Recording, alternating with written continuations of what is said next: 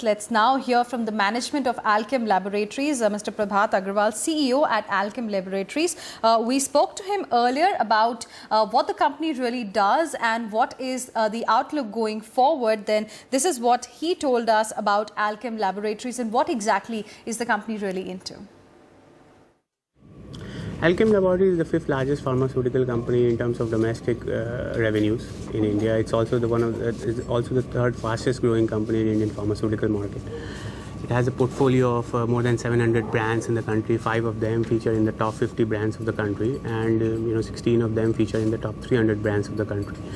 We have one of the largest field forces in the country. And 72% of India's prescriber base is prescribing one or more of Alkem's products. That gives you an idea about the reach and scale that we have in Indian pharmaceutical market.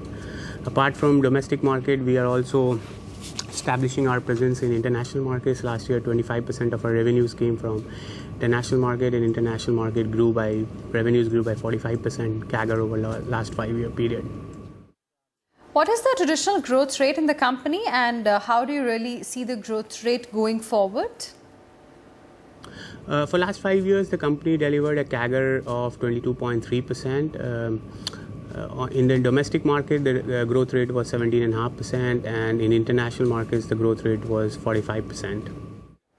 US, we understand, is a big market for the pharma space. How will Alkem really continue to grow as 75% of the sales growth of yours comes from the domestic market? We have invested significantly in terms of our presence in the US market. We have a commercial platform to market our products. We have a great manufacturing assets, 5 US FDA approved facilities for us. We have invested in R&D capabilities. So with these kind of investments, we are very confident about growth in the US market. Can you also talk to us about the offer, and will the company be receiving the money? As to how exactly will the proceeds be used?